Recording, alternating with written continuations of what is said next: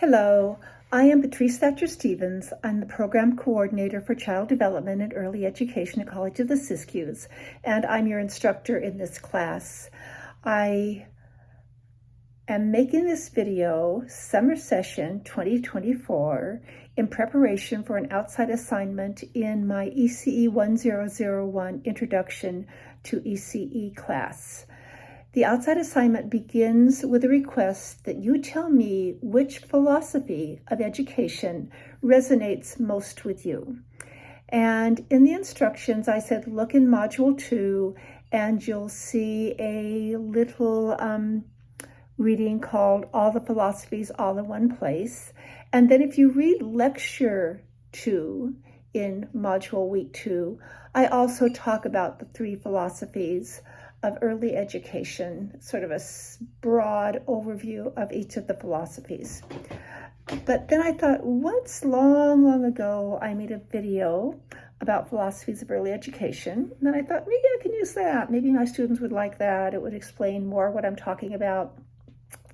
Then I looked at the video, and the only good thing about it was that I was younger, and the video was very, very sort of overbearing and didn't make a lot of sense. So I thought I'd take a stab at a short, concise, and pretty clear video about what I mean when I ask you to tell me about your philosophy of early education.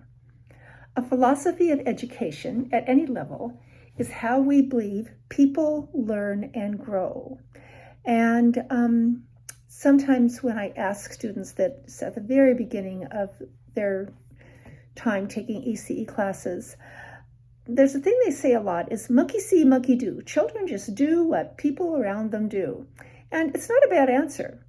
It is actually an answer that illustrates one of the philosophies of early education. So let's start with that.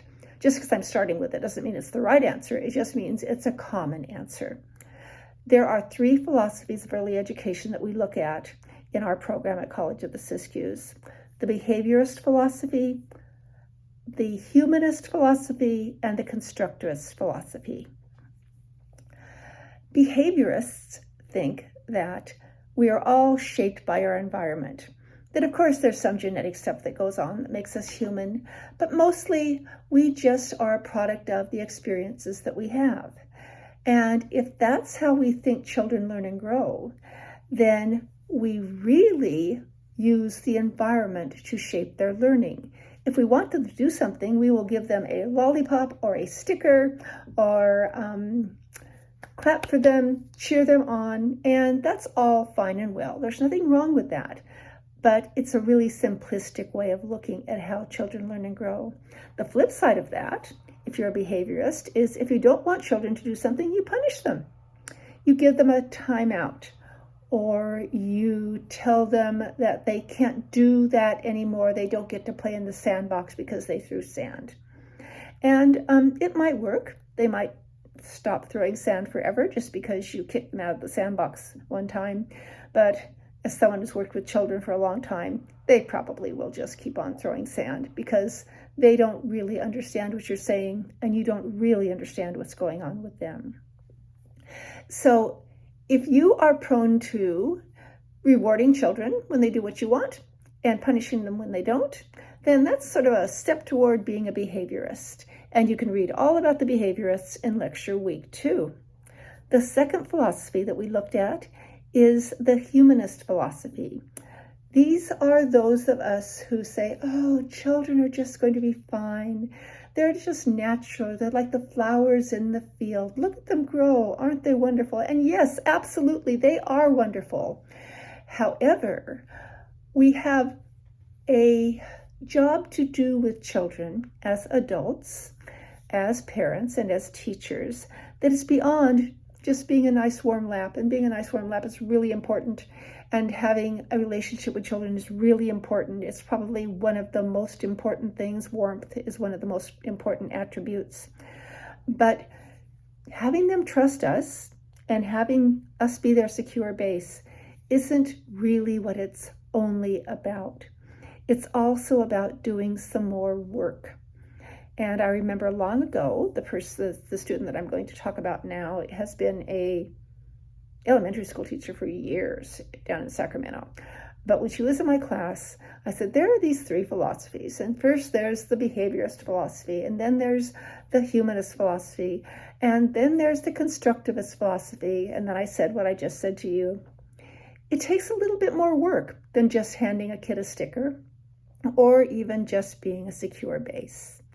And that's where the constructivist philosophy comes in. And this student said, yeah, it's always the hard one, isn't it?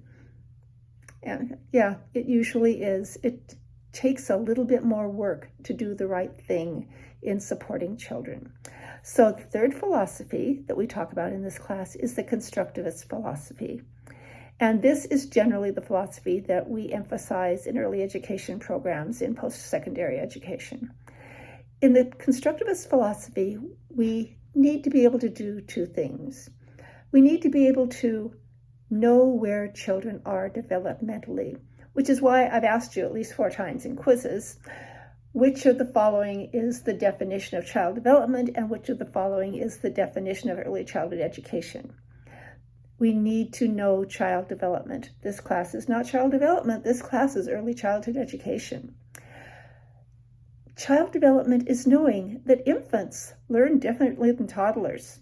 Toddlers learn differently from preschoolers. Preschoolers learn differently from kids in primary school because they are at different levels of development. So we have to know where children are developmentally in order to know how to support their learning. And how we support their learning is through a prepared environment. That means we look at a preschooler and we go, oh, okay, so that child isn't a baby or even a toddler who's learning about the world by licking it, smelling it, tasting it all the time. Any of you who just got done taking infant-toddler development. Preschoolers are beginning to use symbols.